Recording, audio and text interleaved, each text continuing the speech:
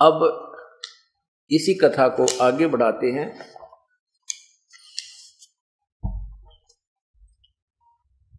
कुछ दिनों के बाद क्या होता है कि दुर्वासा जी, ऋषि दुर्वासा जी एक बहुत बड़े सिद्ध पुरुष थे। उनके वचन में शक्ति थी, जो भी वचन कह देते थे वो पार हो जाता था। और वो दुर्वासा जो है श्री कृष्ण जी के गुरु भी थे, धार्मिक गुरु थे। आध्यात्मिक गुरु श्री कृष्ण जी के संदीपनी जी थे। और आध्यात्मिक नहीं, जैसे अक्षर ज्ञान कराने वाले, जैसे टीचर होते हैं, जो शिक्षक होते हैं, ये भी गुरु कहलाते हैं। एक आध्यात्मिक जो शिक्षक होता है वो गुरु अलग होता है। संदीपनी जी जो थे वो विद्या के गुरु थे, यानी शिक्षा अक्षर ज्ञान कराने वाले गुरुदेव थे श्री कृष्ण जी के। आध्यात्मिक गुरु उनके दुर्वासा जी थे। दुर्वासा जी द्वारका के बाहर बनी में, एक तो वन होता है, वन तो बहुत लंबा चौड़ा और गांव नगरी से काफी दूर होता। बनी होती थी गांवों के आसपास आधा किलोमीटर क्षेत्र तक चारों तरफ घूमी हुई होती थी, उसको बनी बोलते हैं। उस बनी, वो बनी भी बहुत लंबी चौड़ी होती थी, वृक्ष होते थे, वहां कुएं होते थे। तो साधु संत उसमें बैठकर अपना भजन आदि करते थे। नगरी के लोग उनकी सेवा कर दिया करते थे। दुर्वासा जी वहां बनी में जाकर के विराजमान हो गए। नगरी में पता लगा कि महापुरुष आए हैं, उनकी सेवा के लिए श्रद्धालु लोग जाने लगे। उस समय 56 करोड़ यादव की जनसंख्या 56 करोड़ हो चुकी थी। और यादव लोग श्री कृष्ण जी के साथ रह करके अभिमानी हो गए थे।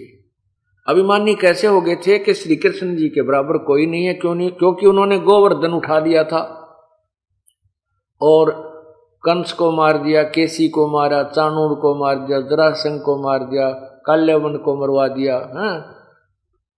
और भी कई ऐसे चमत्कारी काम कर रखे थे, जिस कारण से यादवों को यह अभिमान हो गया था हमारे साथ श्री कृष्ण जी पूर्ण भगवान हैं, इसलिए हमने किसी की जरूरत को ना।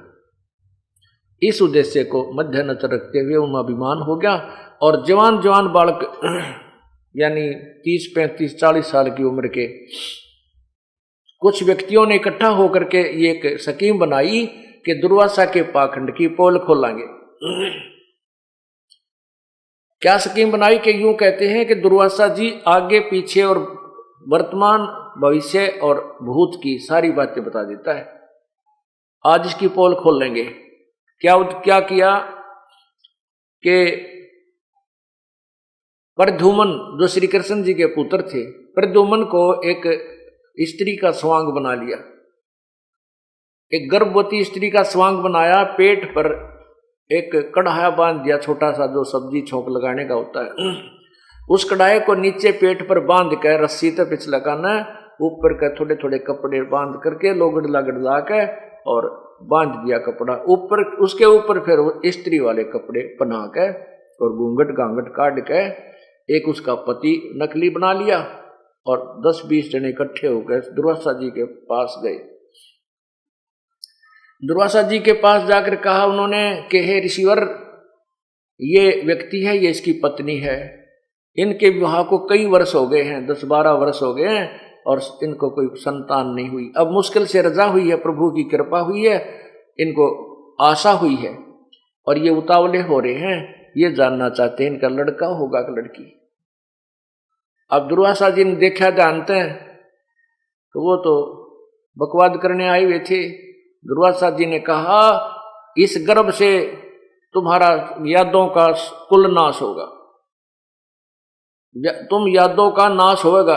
इस गुस्से में आकर कह दिया कि इस गर्भ से तुम्हारा यादों का नाश होगा।